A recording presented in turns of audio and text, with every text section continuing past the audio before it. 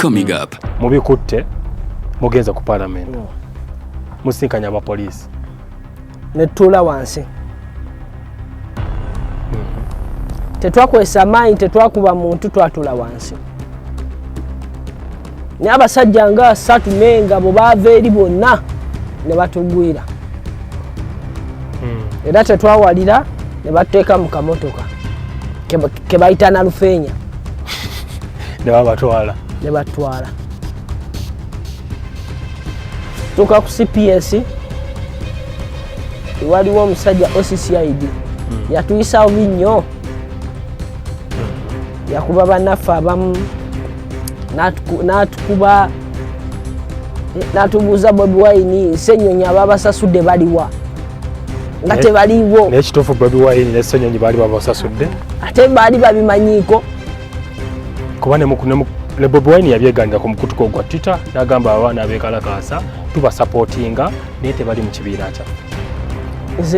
Nze kamwa kwogera siri wa NUP tebamanyi sirinayo na membership. Bebakuwa membership ogigaana? Ebyo ebyobufuzi omanyi ebiina by'obufuzi bye bimu ku bisinze otuteeka wano we tulinga eggwanga. Linda okatono. Ebiina by'obufuzi birina obuzibu birina engeri gye bikosezaamu eggwanga lino. Bikutudde mu bantu. Osinza kukyokogera bwoti? Edda olaba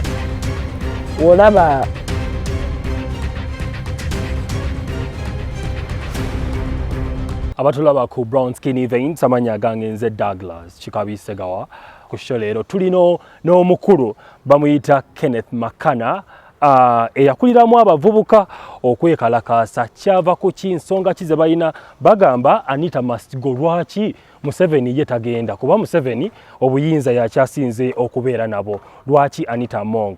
Lwekuba ensonga Anita Among yasayininga ku anti-homosexuality bill. Ebibuuzo byonna omugenyi wange saawa zino agenda kubiddamu. Ebyobufuzi bikutte enkandaggo wansi ne waggulu. Ffenna twagala okumanya lwaki abavubuka bo be bakyasinze okwegugunga. Abakadde tebalina bibaluma. Sina kindi wabakadde balina ebibaluma. Lwaki nabo tebeegatta ku mugendo gw'abavubuka nabo beekalakaase? Wano ku Brown Skin Events tugenda kutuusa story y'omwami ono bamusiba mu komera yakavaayo era awunya Luzira. Tetukimanyi nti oba yanaabye ebbombo aba yali naabye. Twebaza Mukama agenda tubuulira mu kooti obwenkanya gye buli oba tebuliiyo. Twagala kumanya okwekalakaasa kwabwe gwakudde butaka ki kye bazzaako. Byonna tugenda kubiraba mu eno show era eno show eri powered by Brown Skin Events. Mbasaba busabe bambi musubscribinge, mulikinge, mukomentinge, musharinge links eri mikwano gyammwe gyonna kuba kati tuyingidde ebyobufuzi mu 2026 akalulu kagenda kuba kakutte era tubasaba mujje mutule mu katebe kanakooca. Nze kennyini nja kubamba hostinga, nja kubamba ajjako interview. Tuli ne Makana katubuulire lwaki beekalakaasa. Muzeeyi lwaki bamumazeeko emirembe? Kuba ye agamba entebe ekyamuwoomera nga tebannaba kwekalakaasa. Yabagamba they are joking with fire era babakwata bulungi. Tewali tear gas teyaliwo. Poliisi ku luno yalina omukono ogw'ekisa. Simanyi lwaki batta bonna endagaano. Nze naawe katusinkane Makana atubuulire story ye butya bwe yali nga tannaba kwekalakaasa, ng'ayingidde okwekalakaasa era ng'ayingidde komera n'okuyingira ekkooti ne wano bw'ateereddwa. Banne bameka be bamusiba nabo, bameka abakyaliyo, byonna agenda kubitubuulira. Abavubuka lwaki beekalakaasa? Enguzi ekutte wansi ne waggulu, enguzi y'amaanyi. Enguzi yokka bwe buzibu bwa Uganda oba waliwo ebirala? Makana ye kennyini kabitubuulire. Just subscribe and like and comment on Brown Skin Events. I'm Douglas Kesegawa. Makana katumulabe. Ndino omuvubuka musaayi muto amaanyi gamuwaga gamuwalawala Kenneth Makana abangi nnyo mumumanyi yabadde spearheadinze okwekalakaasa kw'abavubuka n'okwekalakaasa nga bamakinga to parliament. Ono omuvubuka muto agenda sooka tweyanjulire ku nguzi efudembye mu ggwanga muno. Si basanyufu nayo. Enguzi bagenda gikola batyo? Okwekalakaasa kunajjawo enguzi? Bweba nedda ki ekigenda okukolebwa bo nga bavubuka bagenda kukola batya? Nabo tubayite ba generation Z. Byonna tugenda bimanyira mu sheeno. Ndina omugenyi Makana Kenneth Makana Kennedy tuzanyiza okulaba nange okusala muganda wange n'abatulaba bonna. Abantu bandiyagadde okumanya Makana yaani ye lwaki erinnya Makana likutteyo wansi ne waggulu. Amanya nze Makana Kennedy ndi amuhaki era nveeyo wansi eyo mu nsozi z'erukunjiri atoli wa muno gyensibuka ng'ate ndi mulwanirizi w'eddembe ly'abantu era njaganye ensi yange. Makana katuyingire direct to the point. Obuli bw'enguzi obufudde mbye mu ggwanga lino Uganda. Twagala okumanya lwaki mwekalakaasa, lwaki mwekalakaasa okugenda ku parliament, march to parliament.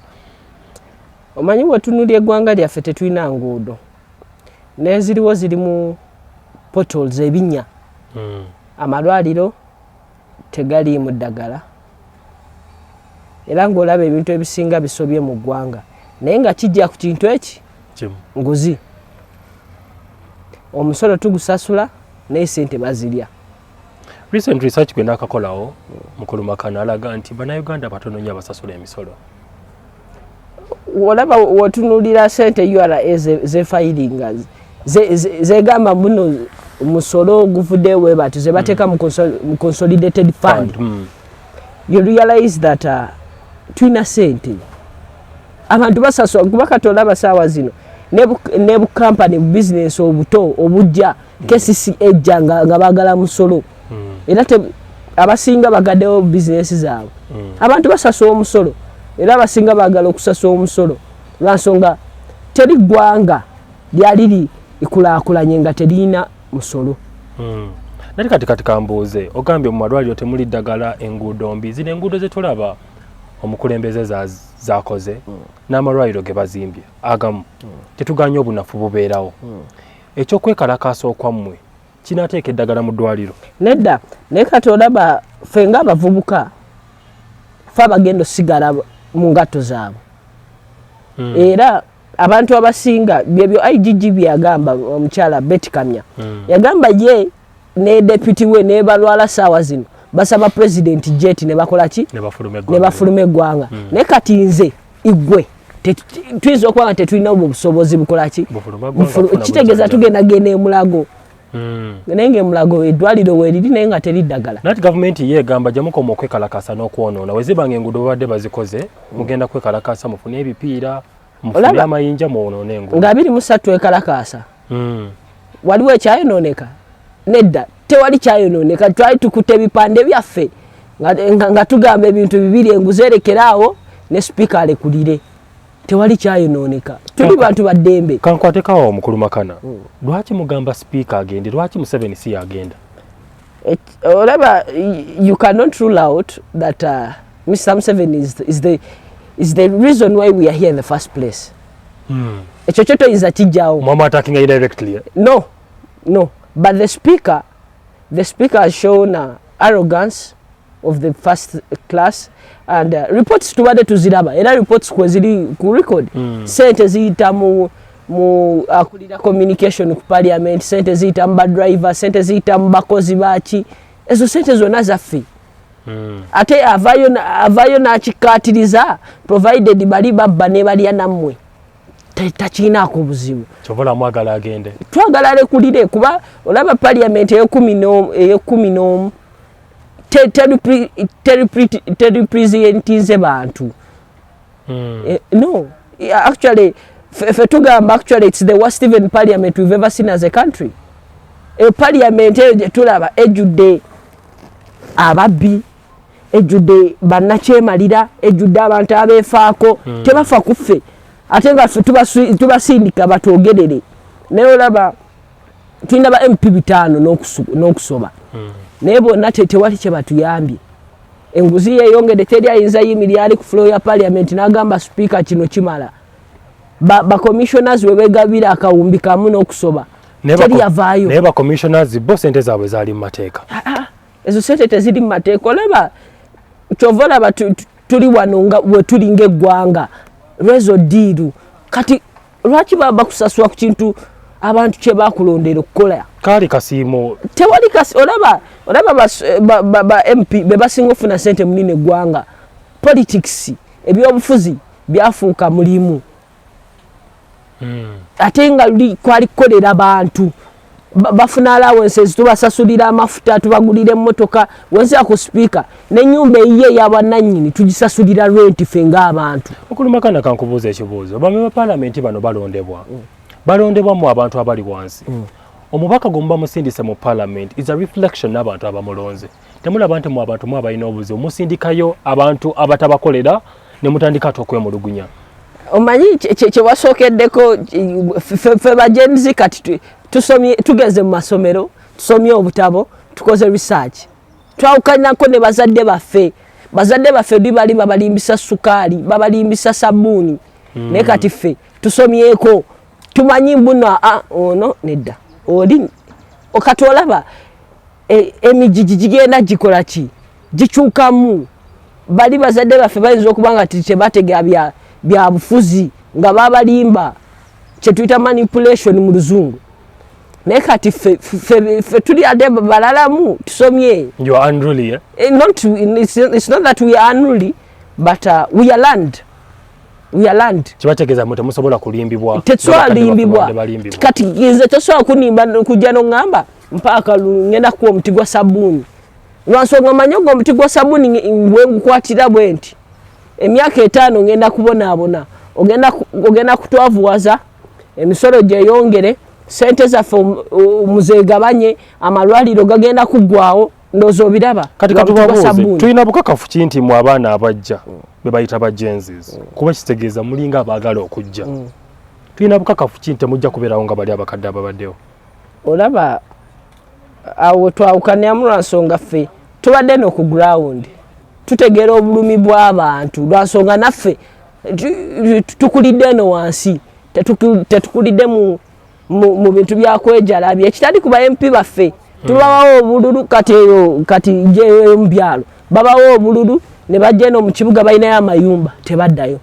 226 ogenderera balaba nga bazzeeyo n'ebyokunywa busoda bw'olukumi kibakitegeeza enguzi etandika nammwe etandika ne bali abakadde because member parliament bw'ava eri n'akwasa ekitole abanga akuguliridde gwe omuwa kaluluke si bwe guli awo enguzi bwetandikira tusooke tulekerawo okunenya bali abantu abali mu gavumenti waggulu tutandike n'enguzi okuva wano ku ground kyekino IGG kyeyayogerako enguzi etandikira nammwe wano wansi mugenda okuginenya okutuuka eri waggulu ng'obudde kikeerezi kati katugambe bajenzis right now mu enguzi temugirya.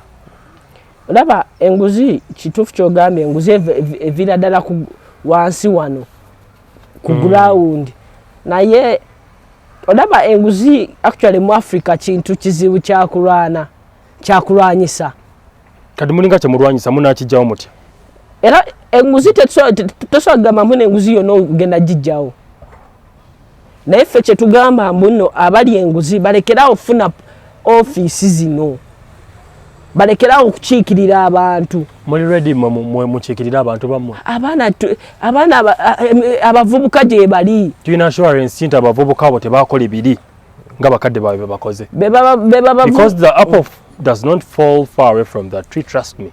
You see we are talking about youths that have not got a basic like good education because of corruption. We are talking about youths that have lost their people because of corruption, lack of drugs and so on. So they understand the pain and they're ready to change this country. And you know, chovola batuina hashtag egamba not too young to run. We are not too young to run. Dudi bali batugamba hamwe muri bato yemwa abachi abafuza abencha. Nefe tugamba ate encha yerero. This is the time. Buno bwe budde bw'abavubuka ogamba ekimala feka tujje tukole ki feka tujje tutereze ebisobye kati kankubuuza mukulu Makana okwekalakasa ko mwabadde nako kwagudde butaka okkiriziganya nange okwekalakasa tekwagudde kikyetwalabye tetulaba kinkyukakyuka yonna you know nga bwe tunaalaba ekyabadde wane Kenya nti abaana beekalakasizza niwabawo ekikolebwa Ruto nasooka nayiwa cabinet n'abaako byakyusa mpolampola naye mu okwekalakasa kwammwe mwabadde mugamba Anita Mongo must resign. Tia resign nza kyaliko.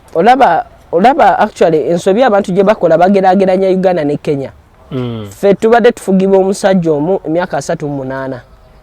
Not even democratically but under the gun rule. the junta military rule. Tambaboze ekibuuzo oyogera bw'otyo statement ogenda kumalayo bwe kibanga ddala Museveni abayita bafuga democratically lwaki muba mugenda ne mwesimbawo olaba nga wantu tewali democracy lwaki muba muyingira elections. You see, much as we are not under the gun rule, we should fight hard. We can't use civil disobedience alone.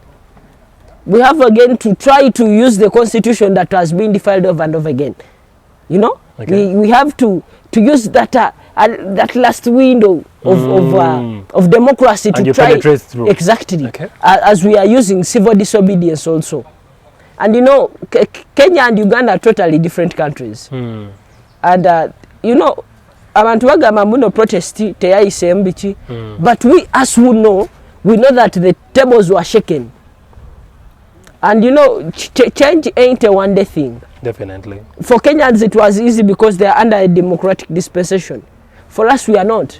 But then they say, Anita Mong yaina chagamba, nti olwokuba yasayininga the anti-homosexuality bill, kwebibudeko bino ebizibu nti abaana bajenzi oba abaana abavubuka muli sponsored by the LGBTQ. So where the problem and you know, coming from? You know, balowooza ebisiyaga abantu abasponsoring ebisiyaga byebasponsoringa nammwe. You know, this is the thing. Abantu bava bagamba muno batuwa sente biki ne tunoonya leeta obujulizi naye tetumulaba kuba sente zetwogerako naffe tetumanyi we tuzijja. Bali abantu bagezi nnyo kigambibwa abantu bali bo bagezi nnyo aba LGBTQ bwe bajja nga bakuwadde sente balina amakubo agenya bwe basobola okuziyisa. Olaba bino byonna byakwekwata ku busubi ate olaba kino tukirabye nnyo abatufuga oba abatudde mu public offices weba tebagala kuwa bantu accountability, because what our generation is asking is merely for accountability for our money. This is our money. Oyita mu kibuga ekiro olaba abakazi abakulu n'abato nga bakola mu butale tebebaka ezo sente kati ffe kyebavala tugamba twagala accountability. Kati accountability webula bekwata ku busubi ne bagamba ate anti-homosexuality bill ate biki. Makana kankubuuze golowooza Anita Mongo kusayininga ku bill otekyakosaamu ggwanga lyattu Uganda? Actually lyakose ggwanga because I personally I support inclusion.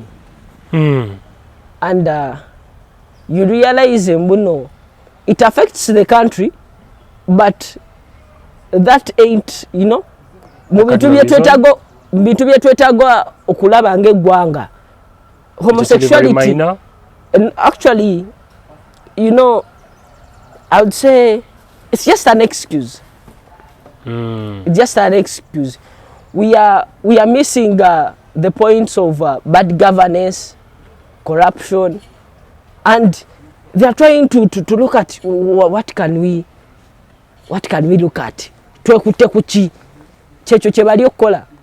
Waliwo omwami omu gwe nasinkana, omwami oli yaŋŋamba bw'ati nti wali amasomero agamu ono mu Uganda abaana bolaba beekalakasiza ku nguudo basoma balina zi degree basomedde masomero ag'ebbeeyi naye ne bazadde baabwe bayingiza mu masomero ago basooka ggulirira.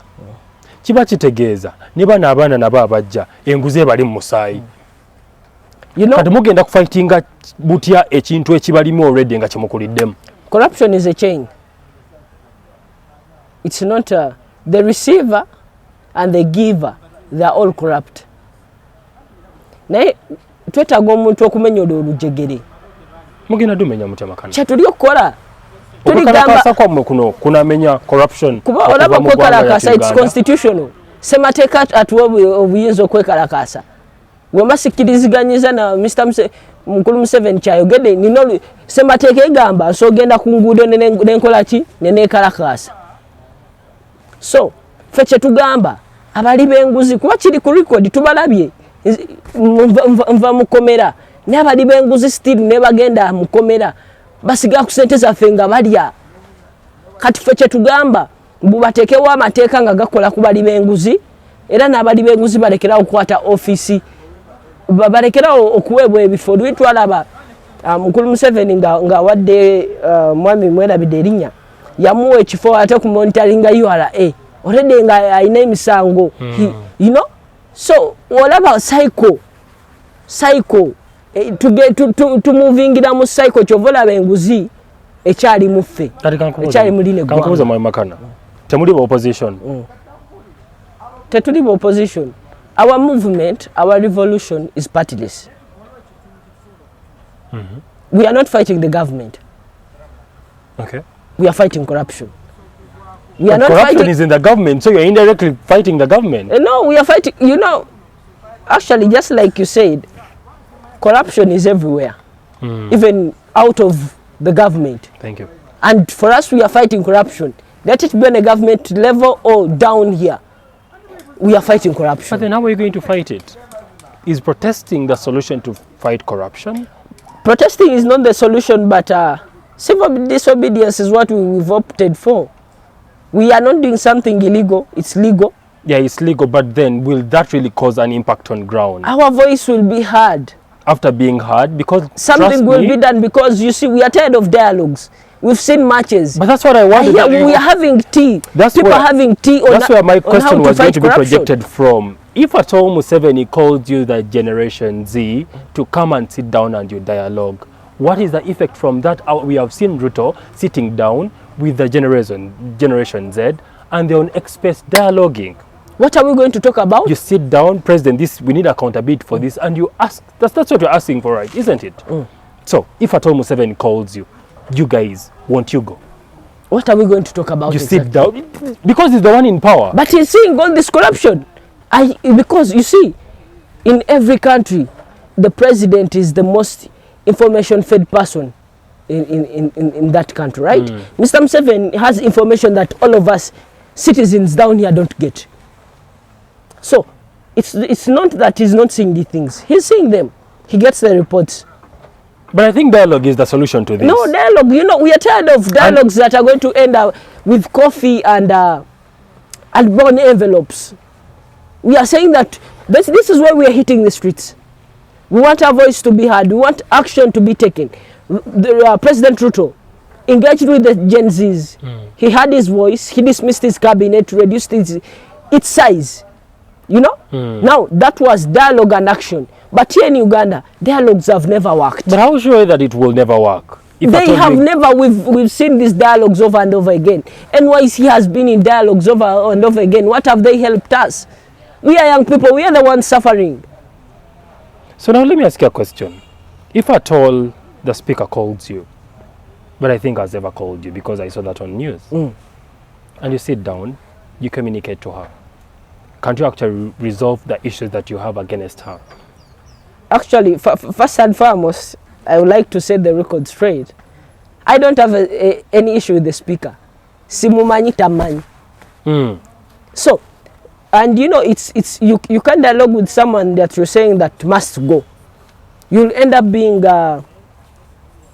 Muganda bachita kwe kubachu. Saga kwe kubachu. Feche tugamba mbo speaker agende. Because yego musindikiriza agende wabaita agamba nika tutule wansi tukanye. Chiche enkola mbuchamu. Bine bintu bibade tubyogede ku social media. Buli wamu tubyogede mainstream media tubade ku ma TV. Chiche togede. Sente zaffe bazikozesa engoye za yambala. That is our money. You can't put on a dress of 2,000 pounds. You're looking at clothes of the royal lineage. That is our money. You don't know what 2,000 pounds can do to girl children. They don't have pads. They can't access, and you know what's heartbreaking is that a father has to walk 4 kilometers in villages to access a health center for. By the way. That health center for doesn't have medicine. So you don't know what that 2,000 pounds would have done for a hospital or a health center for down in the village. That's a lot of money. So for us, our asks are very clear. We are merely saying her time is done, and in Swahili they say maliza wende, finish and go. This is what we are also saying. Just that for us, we are saying we are actually not going to wait for her to finish. We shall continue pressurizing the government and MPs. Okay. I have a particular video that they are going to show us on screen about the Commission of Parliament, by the way, and that is Mathias Mpogo Wechitiwa. was talking about the number of members of parliament and said the youth constitute like 80% of the population in Uganda. Why are they not represented? Because it means the more the population of this particular generation, the more their demands you get. So the question pops in, why are the youths being represented? You see, one of the problems that we have to that we are facing as young people are the 1986 stories of we fought. So we are manipulated into thinking that our time has not yet reached. Batugamba mbuno obudde bwaffe tebunabatuuka. Even in schools they are telling us mwe bakulembeze b'enkya. Nali kati bo bagamba nti mukozesa amaanyi mangi okusinga okukozesa obwongo bwo. Obwongo tubukozesezza. Actually people term us batuyita ba elites. Obwongo bwo tubukozesezza ne tugezaako dialogues. Dialogues have failed. Kati naffe tugambye katubeereko ba hooligan. Just as how they termed us, they called us hooligans. But we are land people. We know what we want. Tubakwasa entebe. Mwaba tubulya tubakwasa entebe. And you know, young people are ready to govern this country. Yes. Young people are ready to take up leadership positions. But where is the problem coming from? They have not yet been given a chance. Katubalinde mu 2026. They have not yet been given a chance. Because you see, most of the MPs down there, they have a bond they are connected to. Most of them are from the Bush War. They are both MPs and ministers. Definitely. You know? They have the So, money. young people, it's hard. And you know, we young people, we don't have the money to run against these people. These people have been in government for years and years and years. They have accumulated wealth. You know? So, they are using that on us.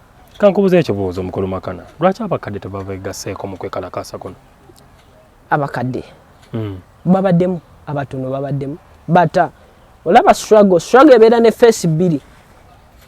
Waliwo ffe abajja ku ground, waliwo n'abatuyamba. Abasindika kukwata kagundi kwata naye nga babaddemu. Nkubuza ekibuuzo. Museveni akoze myaka 35 uno wanayolekera ana kafuze eggwanga lino. Osuubira Museveni akoze? Olabamu ebintu. Nze nganze ku myaka gy'amaze mu bukulembeze, he has not performed to his expectation. To his oba ku ngeri abantu gye bademandinga? To the people's expectations. Even to his expectations. Because actually there was a piece in Daily Monitor of them 7 of the 80s, the 90s there, and them 7 of this era. They are different people. Them 7 of them told us I retired in 2006. Them 7 of this era is telling you, you know, and them 7 of that era was like, I'll not abet corruption. Them 7 of this era is enduring corruption. Looks this side when corruption is there. So, and he tells these people that this is what he told the IGG and it's on record. Go slow on these people. They are investing in the country.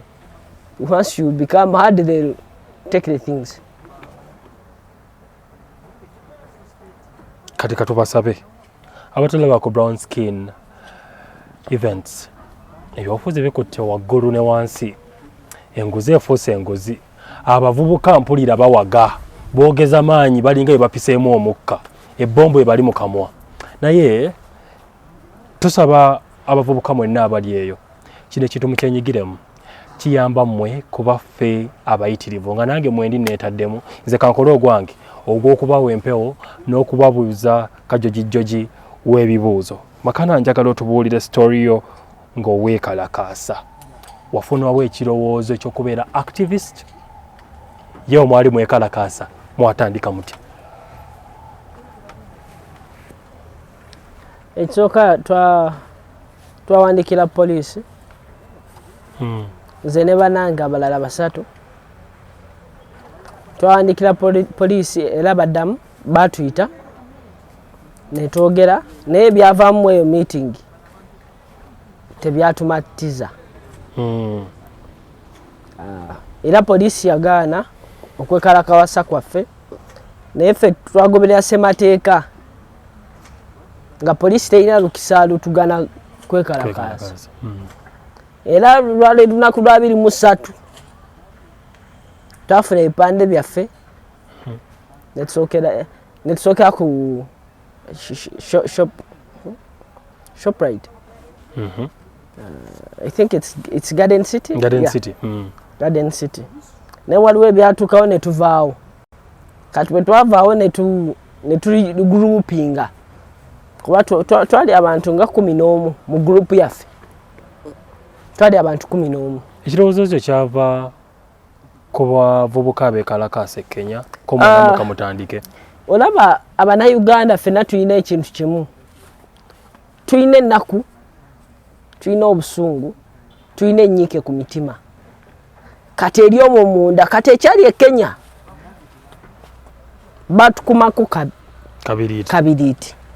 Nti nammwe musobola. Nti naffe tusobola. Kumbe. Era tusobola. Naye ate mwekalakasa tewali kyabaawo. Emmeeza. Ffe abamanyi emmeeza zaakankana. Naye nze nsubira emmeeza zaakankana olwabiri ebyapeninga eri nga basuubira biyinza okwapeninga wano. Naye ddiiru yammwe neegwa butaka. Tetunnaba kwekalakasa.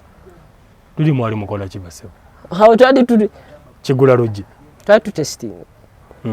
Mubikutte mugenza ku Parliament.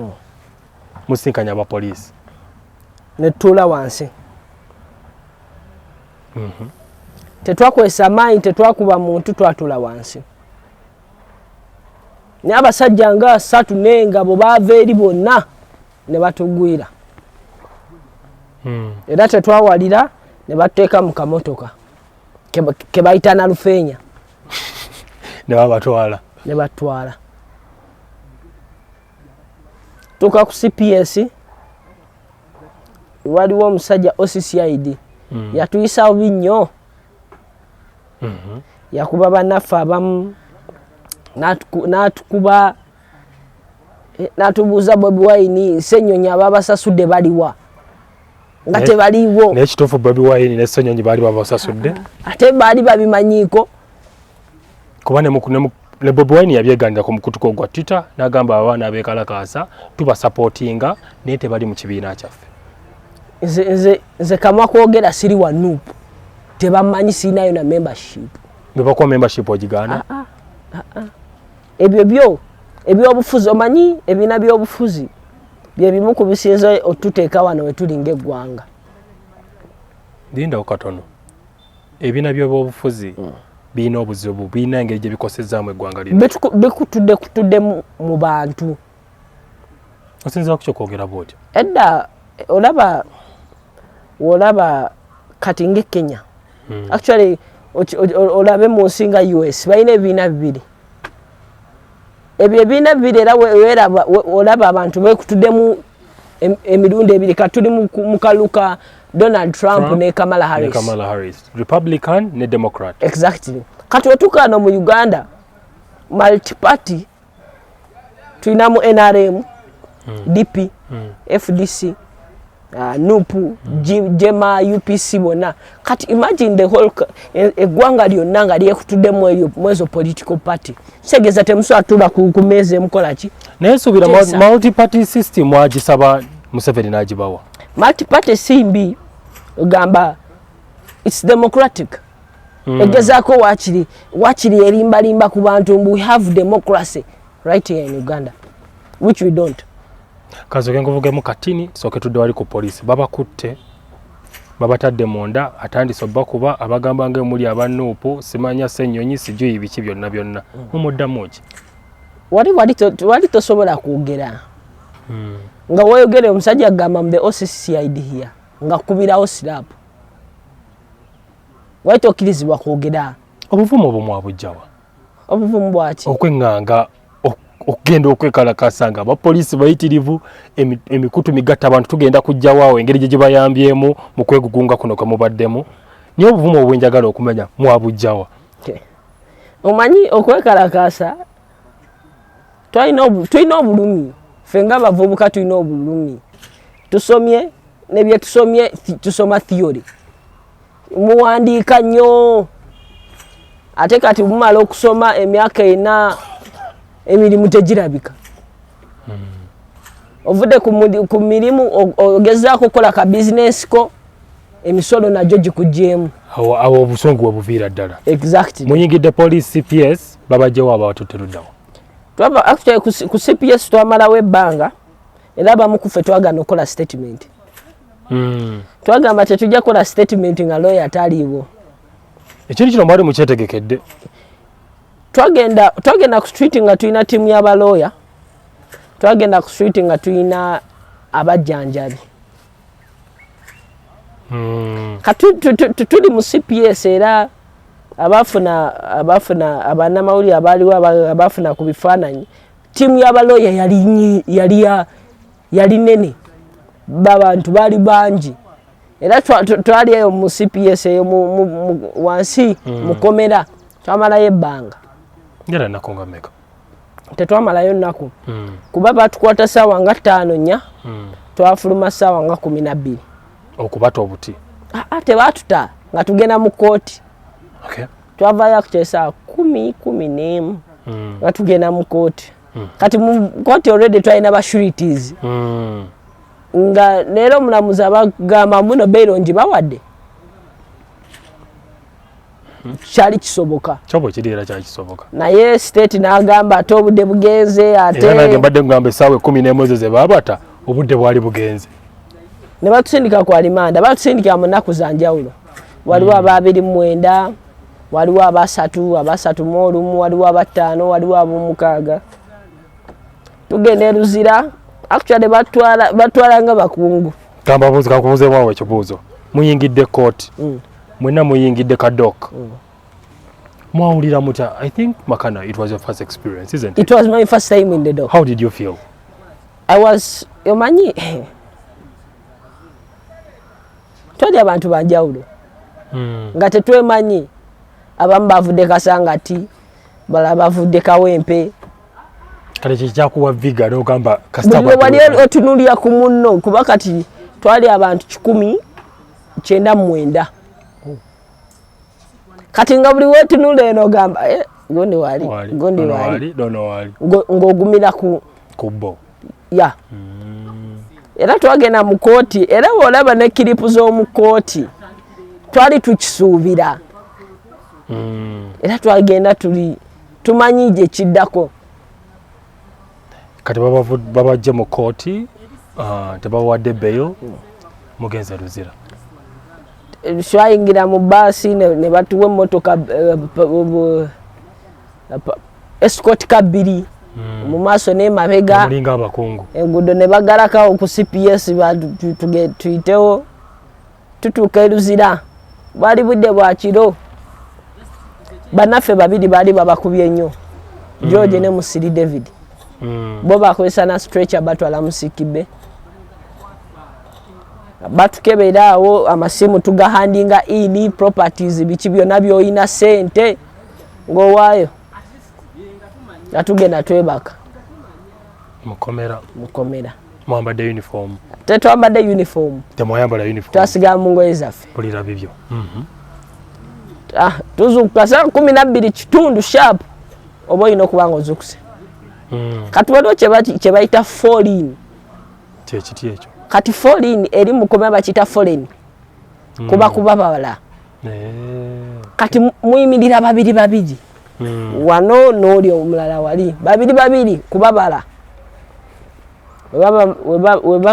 Webamala okubabala nga mubeera munda paka nga ssaawa 4 saa 3 era obungi babuze munywera mawadi gaabwe. Mawadi kiringa kidomitry kinene era mwe munywera bajja wanywa nanywa olunaku olwasooka naye kati ffe ebyaffe byali byanjawulo lwa nsonga wootuuka Luzira baba ino kuingiza mu system n'oba ogenda sula lunaku lumu bakuingiza mu system ne bakebera sirimu ne TB era zino enviri zimu nazo balina zisala era ezange nkulu nnyo Luzira.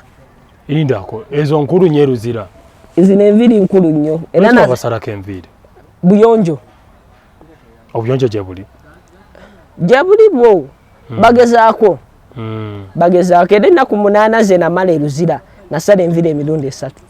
Wanji in 8 days no sala emirundi 3. Nasala emirundi 3. Okay. Luzira yonge komera nsindalamu. Oba tuse mu nsindala amateeka agakolayo ganjawulo. Katuuka batujjako batusala enviiri batukebera HIV biki n'obugi tunywa kati era zikona saawa 7 baba alina okuddamu babala. Okay. Era nga muddamu falling naye ne kakutana ne babisinga omuntu omu nga bakuba warning bell nga muddayo kati gye musula. Nga lwaki? Ati nga balina babala bulungi. Esooka baba badira we muli. Kisinzira okola ki? Kati ey'okubiri warning bell mubaako omuntu omu ababuzeeko.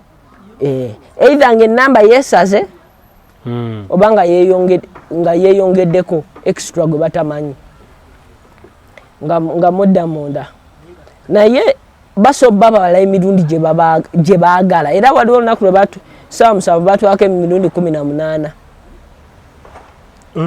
era 18 nga gwe baali banoonya ali mu sikibe nga yalwadde 18 ye yababazisa emirundi gyonna olw'okuba oli bambi yali mulwadde ate okubala we kutuuka tebafaayo oba obadde mu toilet oba obadde wa ovaayo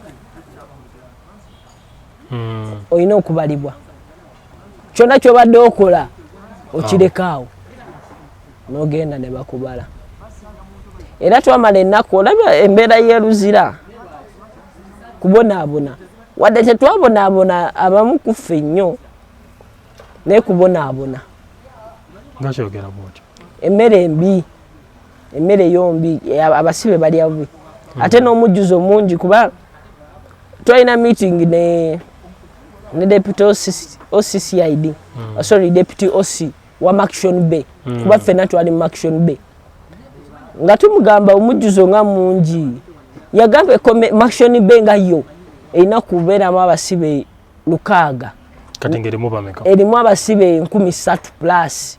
Oh God. So aba basibe 3,000 kati jukira ow'okusula alo kye tuyita ekigaali ekigaali webakabwoti side emu ne bateekawo omulala segese wewebakirako eno side tojja kwekyusa mbu oyagala kwebasenyu babanyigiriza nsonga teri space kyekigaali ekyo era kati nga boolaba ogamba muno era n'essiga lyaffe eddamu zirina obunafu bw'amaanyi lwansonga era abantu abasinga abali Maction Bay bonna bali ku rimandi. Emisango gyabwe minene nnyo tegisobola kuwulirwa bateebwe kati Maction Bay ate lyo baliyitanga ddwaliro baliyita ddwaliro era osangayo oli nabba kasimu nabba nkoko looni bamanja looni abasinga bwe busangu era obutonotono bakonvikiti abaliyo batono bebasalira batono batono kati gweoyingidde komera eryo byonna byonna obirabyo okulya n'okusula gwe wali otya wasula otya walingawo abantu abaali babaleetera emmere.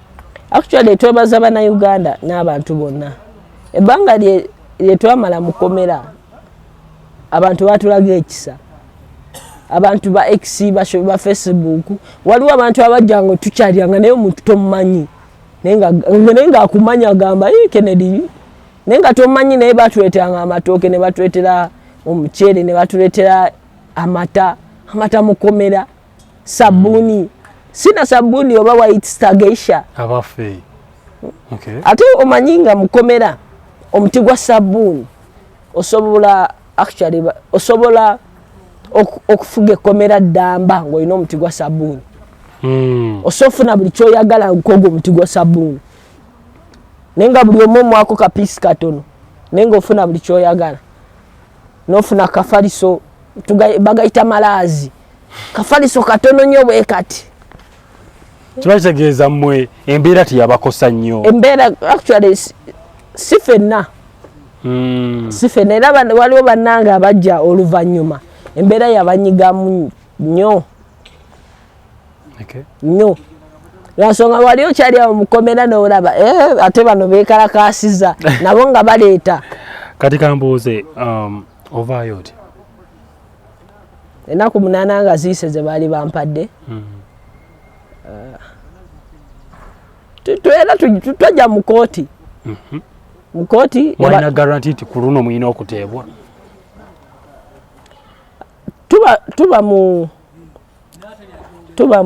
tuba mukomere Luzira amawulire mangi agatutuukangako nga bagamba bagenda bateekako gwakulya mu nsirukwe ate president yagambye muwandiikire minisita w'empisa ni ethics and mbu mwetonde ajja setting up meeting ate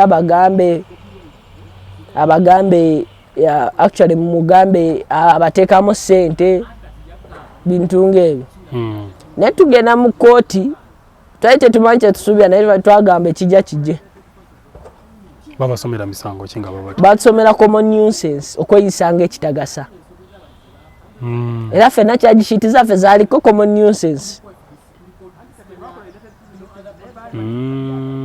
kataawo ne basinzirawo mwaba wakakalu ka sente meka actually ffe batuwa non cash bail naye abatweyimirya babasaba emitwalo 2 nga naye teziriiwo tezaali za buliwo kati kambuuze ku bantu 100 bonna babasiba nabo bonna be bafuluma actually 1999 yefe abavaayo naye bannaffe 2 Samukanya ne Aljaba bo bakyaliyo tebannateebwa enteekateeka ez'okubajjayo ziri mu pipeline Aljabu yali wakuvaayo naye magistrate omulamuzi yakola ku nsonga ze yagamba ate yali agenze Nairobi ate nga afiiriddwa omuntu so ne bamwongerayo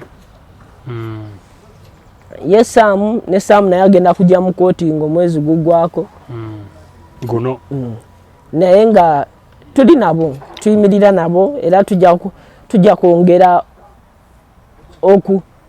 okumakinga sure mbu eddoboozi livaayo mugendayo ne mubalaba tetunaba gendayo gamba abamu ku ffe tukyali balwadde embeera yekomera actually abasinga ku ffe tukyali balwadde embeera yekomera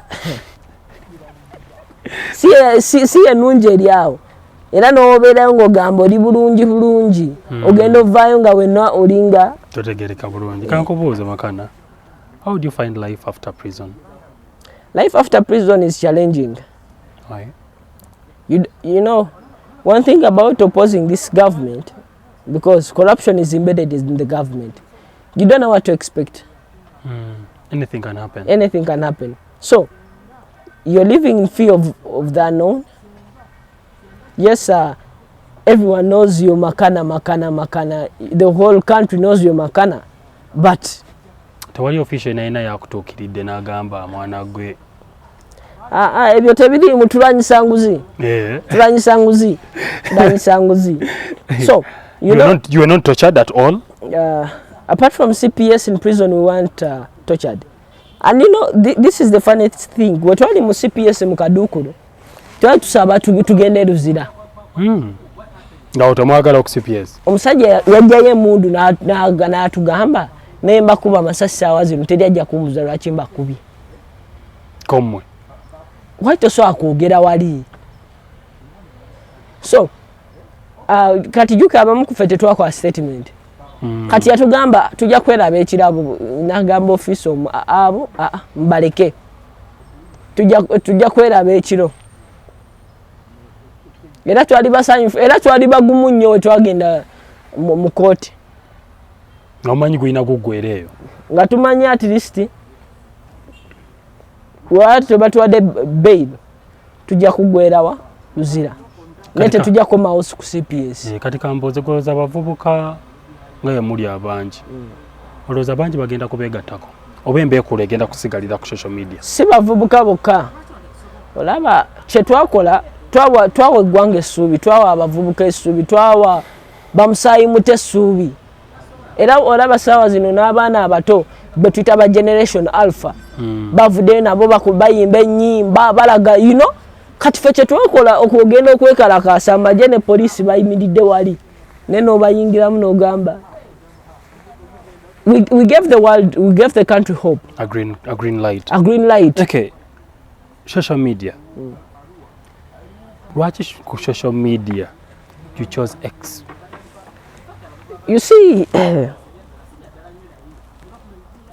kuba March to Parliament, it trended on X.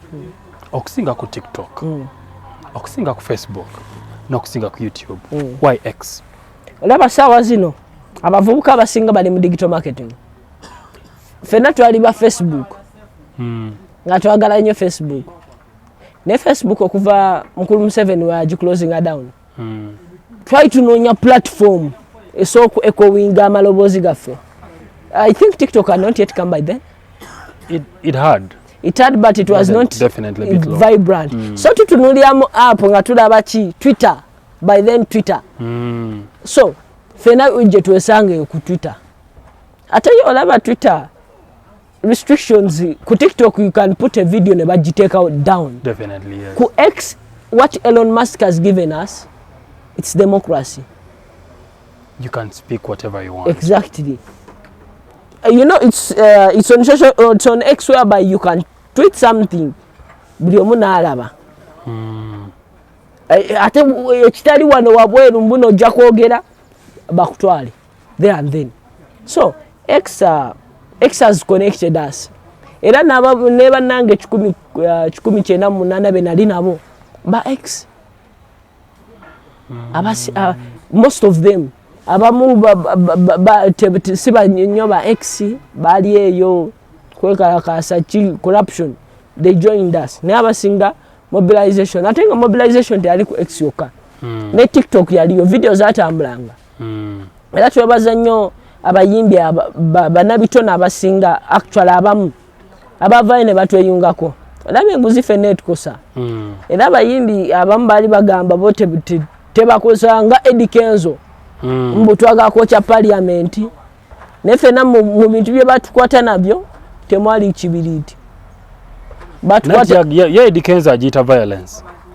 It's not violence when the constitution recognizes it. Batukwata ne placards, ebipande, amasimu ne boto. Kabeera ki akali mu munnamawulire okwesogambya obufuzi nga Faiza Fabs?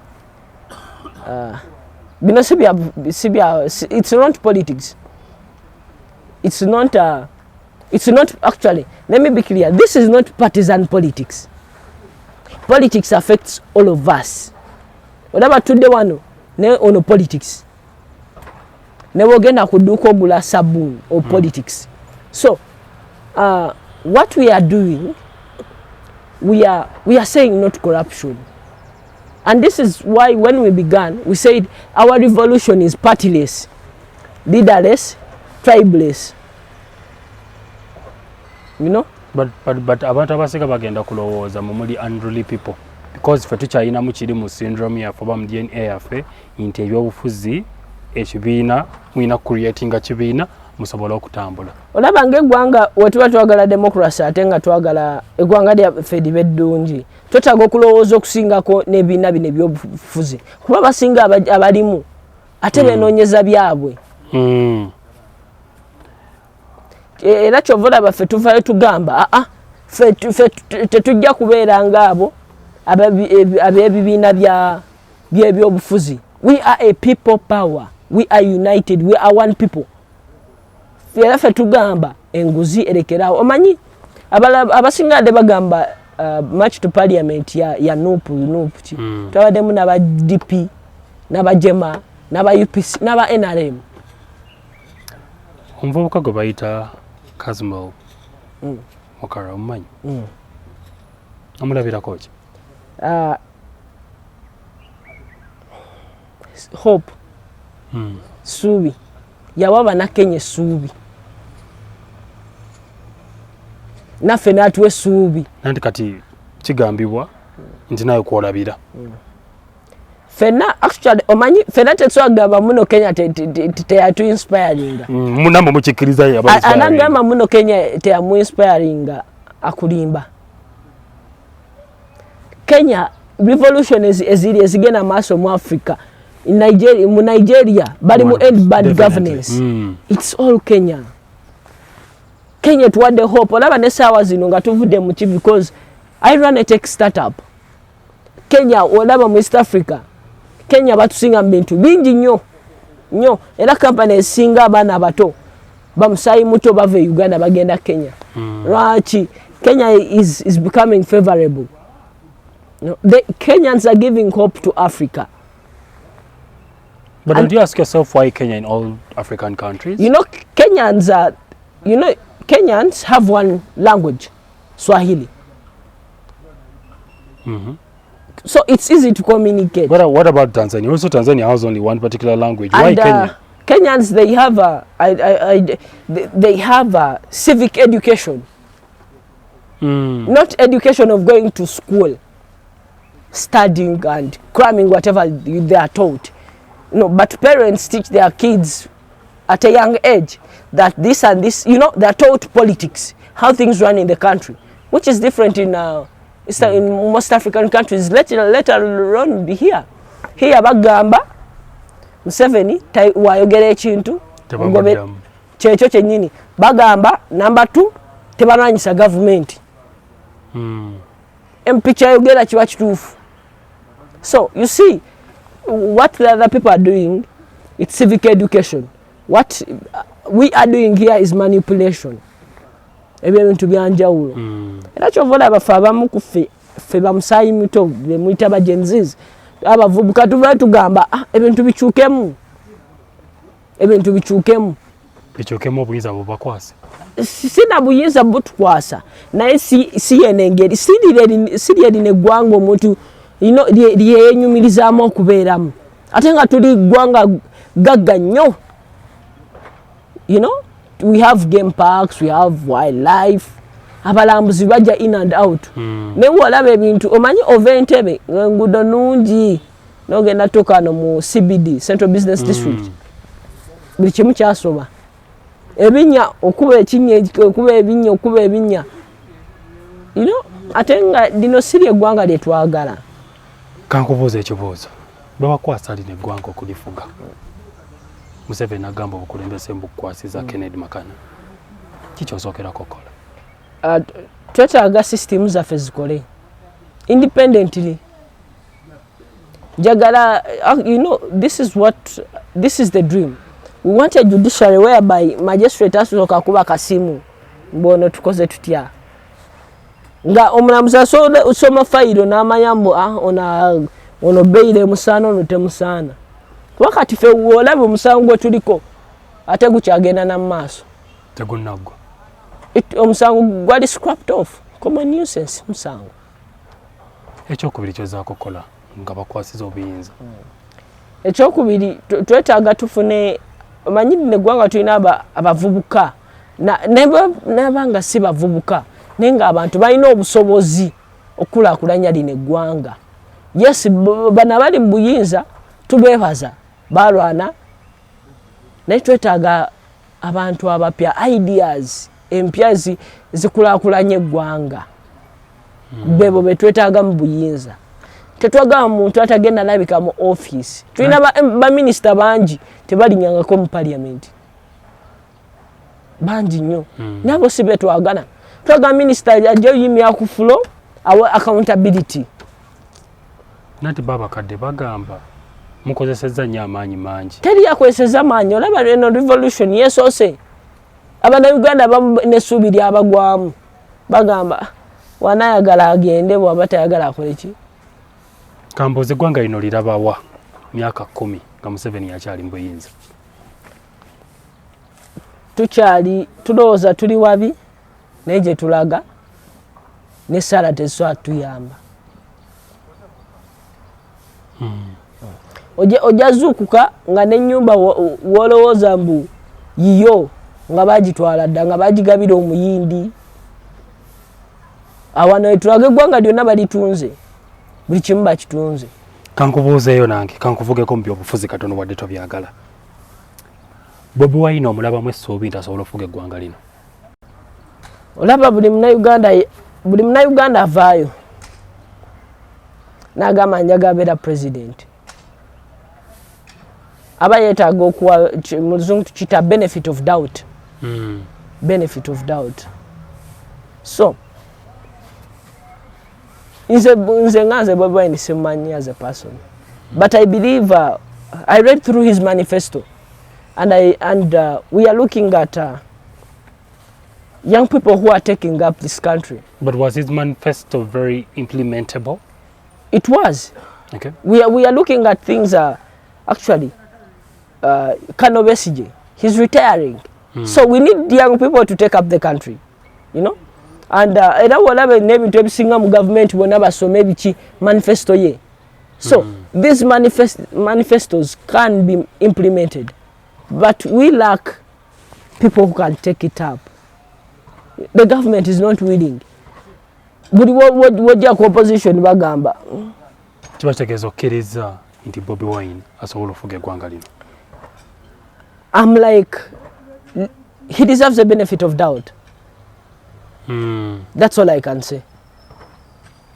Bwafuuka temukinaako obuzibu kuba ajja kuba abakiikiriddemu abavubuka kimuyayaanira ofuna.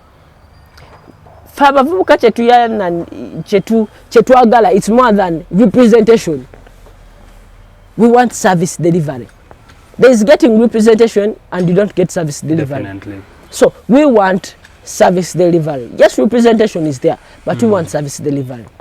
Netusuubira nti service delivery omuvubuka gy'anaasobola okukola ku muvubuka munne ejja kubeera y'amaanyi okusinga omukadde gy'anaasobola okukola ku muvubuka. Omanyi bagamba power attracts the worst and corrupts the best.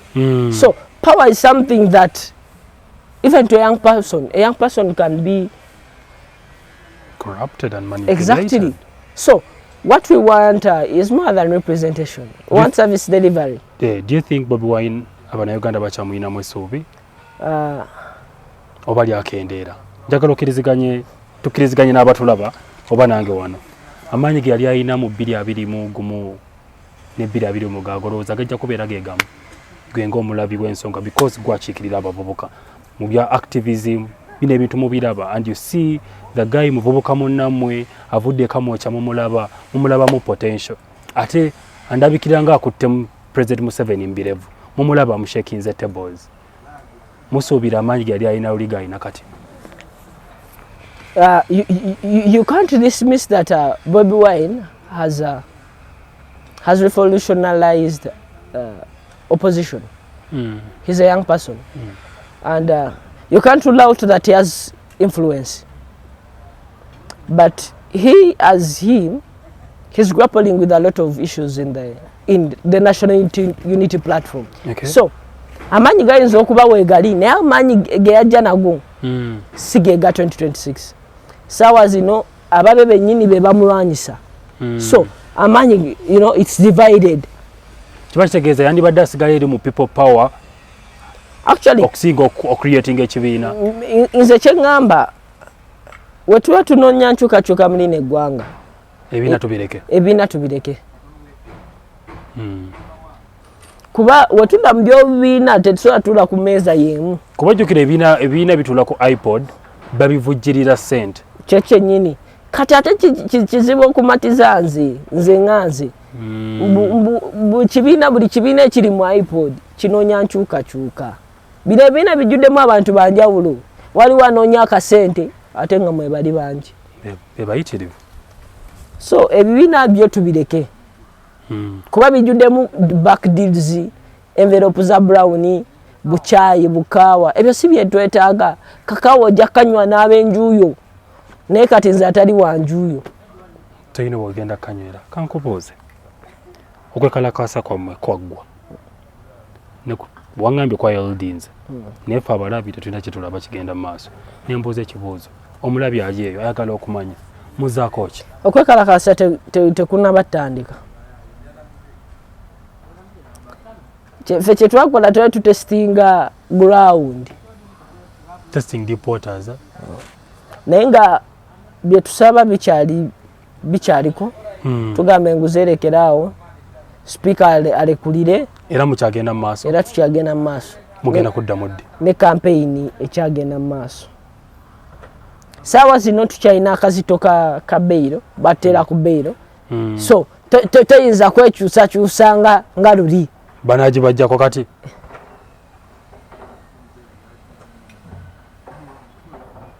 Naye nga tuli mu ffumbiro tufumba. Mwina kye mufumba?